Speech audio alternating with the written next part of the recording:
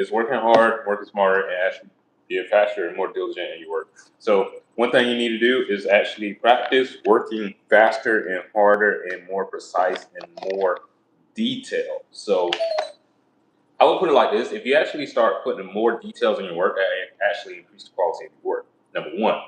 Now, once you get the details routine packed and down packed, then now I can say start working a little bit more harder. Actually get the routine down exactly.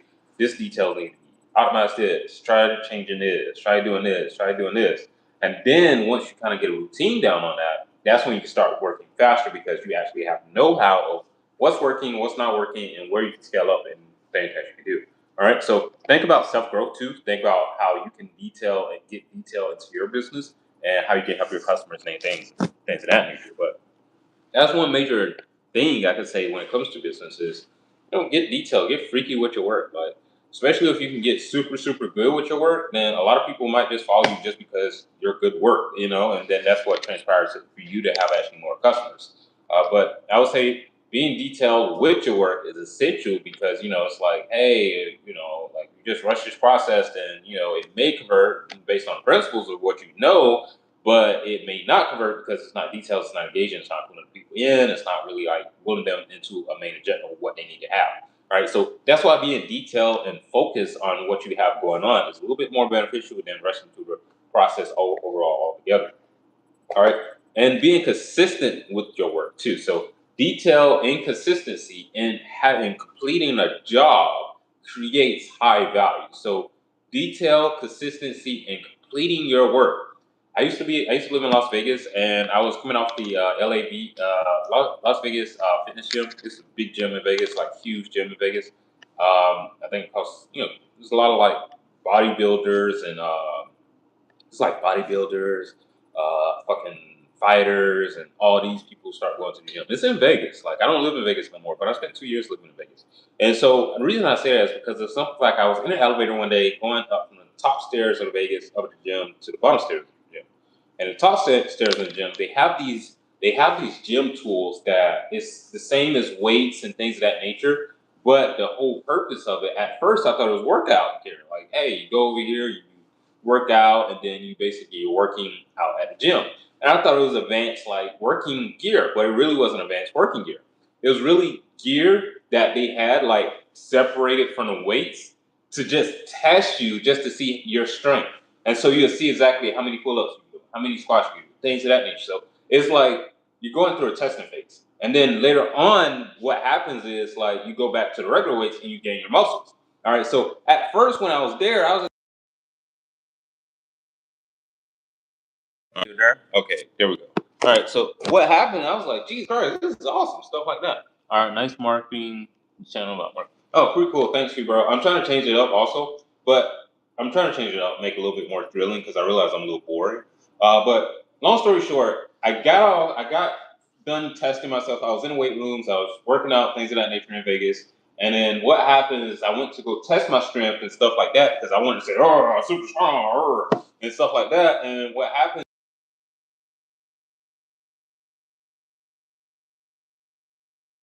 So what happened after that initially is long story short is initially what happened is I went downstairs and I was getting done with my workout and this bodybuilder came to me and said like, "Hey, we met on the elevator. You have an elevator conversation. If you never had an elevator pitch, every time you go in an elevator, say don't be scared to do that. Like don't be scared to open yourself."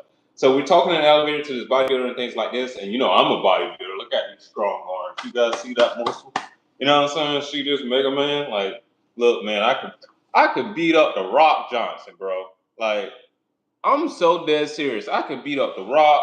I could beat up John Cena. Like, you got to have that type of confidence. Like, you got to have what they call long energy. You know what I'm saying? I'm not trying to say too much so I can get kicked off of YouTube and stuff like that, but you got to understand what I'm saying.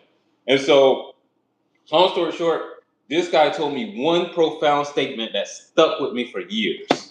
It's always better when it's done. I know that sounds so simple, but that profound statement right there changed the trajectory of my life because I always found so much inconsistency with my projects and the things that I do and things of that nature. So I was just like, I really need to figure this out. And so All right, it's like literally as soon as I get online, everybody's texting me. As soon as I figure this out, I'm just like, Jesus Christ, the next project I want to go into, I actually want to complete it. But not only do I want to complete it, I want it to be detailedly perfect. Like I want it to be perfect. And how do you do that? Is you go in and you master the art of actually getting things done, detailing them, and actually taking your time with it first and foremost. And then you get that format, and then boom, it converts. It's like the same thing if I'm setting up a Facebook ad campaign. At first, when I start running an agency and things of that nature, and I start running campaigns, I was all over the place. I was getting everybody under the sun, signing them up, setting up their campaigns, but I was rushing the process by taking a shower. Everybody needs to take a shower. You really need to. I was rushing the process and things of that nature. But what happened is I was like, I'm bringing on clients, I'm making money, things of that nature. But what I need to do is I need to get detail into every individual client. Meaning, I need a checklist to say, okay, do you have this? Do you have this? Do you have this? Do you have this? Do it, and that actually set me above all my other competitors because they're not asking those questions. All right. Do you have a logo? Do you have before and after pictures? Do you have testimonials? Where are your clients at? Like where zip codes you are? Like I know those are basic questions. Like how what's the last time you had someone give you a great review? When the last time you had this? When the last time you had that? What happens is a lot of people start saying, okay, Jesus Christ, this guy is actually taking in quality. Like he's actually listening. He's actually trying to learn more about my business. All right, how many years of experience you had? Like, what was some big obstacles you think? Like, what made you start this thing? Like, why? Was you in this city? Like, for instance, I just talked to a client that he started in Orlando, Florida, and now he's in Tennessee. So, why? What was the pivotal shift that made you go from here to there? Did you scale? Did you get more this? That right there gives you the competitive edge to actually say, hey, okay, we got this. Now I can take this trajectory here, I can take this object or this picture here, and I can put it on this ad copy. And another thing is listen. Like you got two ears and one mouth for a reason. Listen at certain things that they say because the copy that your clients say is going to be the copy that converts the campaign for you. Not the copy that you perceive to say, not the copy that ChatGPT say, but the copy that the person that has 20 years of experience in the field that they're dedicated to and you're running their ad campaign to, they're going to actually know exactly what to say to convert a person because they're doing it day in, day out. Me, as a marketer, I'm in telecommunications one moment. I'm in AI the next moment. I'm in Google AdWords the next moment. So the copy isn't consistency. But once you understand the call to action that can actually talk to the people, now you understand detail, you understand what converts, you understand how to create a high quality ad, and for sure you don't have to question whether it's going to convert for you or not. You know for a fact that this is going to work. And the only thing you're doing is what a true marketer does is emphasize what already is there.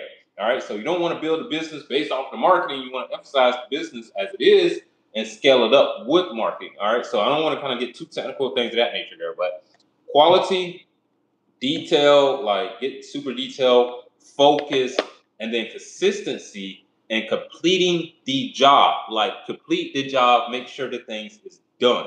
And once you have a pretty picture, like literally take your time to actually draw a picture,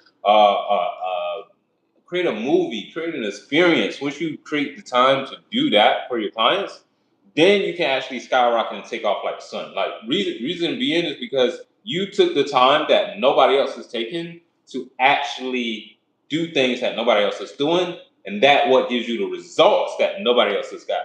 All right. So quick little cheat code on how to get a little bit more precise inside your business or for your clients so you actually make more money. So think about that. Like really genuinely think about that. Like quality, time, like questions, like think about it. That's what sets you apart from everybody else. Like if you think about the money, then you're not really focusing and dialing down into the solution to the problem of your clients. Now, if you dial down into their problem and you give them a solution, well, you don't even have to worry about more clients. You could just get more money from the same clients because they will pay you more money because you're solving more of their problems. Like, think about it. Like, you can have like five clients. Well, that's four. You can have like five clients, right? Or even four, that actually pays you very, very well if you get in detail of actually making them more money. Because you have to think like this, all right? Change your thinking and your perspective of things. Like, give you another example, all right? I could sit here and I could close probably like 30, 40 people all day long, just clockwork. But I could take the same probably like 10 people and I can actually get super detailed into them. And if I could take this person and say, hey, you pay me, it's $100, $97 set up for an ad campaign, or $1,400 set up your ad campaign completely for commercial. Um, Boom. If they spend $1,400 with me, my whole intent is to make them at least triple, quadruple that. If they spend $1,400 with me, I want to make that sure. I want to make sure that person makes at least $4,000. And the reason being is they spent $1,500 with me, $1,400 with me. I want to make sure you make $3,000 minimum off of the labor that you gave them. It only makes sense. Now, if I give you a profit of $5,000 or $3,000, I'm pretty sure you're a whole lot more enticing to give me more money because I'm actually giving you pretty good quality work. That's where you have to think like that. So think as a producer, not a consumer. Think as a person that's looking to grow, not someone that's wasting time. Like scale in a manner that you need to scale. Like don't rush the process of saying, hey, I need this, I need that. Scale how you need to scale. All right. Hope you guys enjoyed this video or this live. This is my first time going live for a while. I'll actually go live again because I actually enjoy this. All right. But yeah, see you guys in the future in the next video. Oh, another thing. Be sure to join G7. Like there's a link around this channel or something. Join G7, bro. Like you're gonna learn a whole lot of stuff about Facebook ads because that's the main thing that I do. Is Facebook ads. I mainly do search. I mean, that's my main skill set, search. But Facebook ads is essentially the campaign that we're running the most. All right. Hope you guys enjoy this video. I'll see you in the future.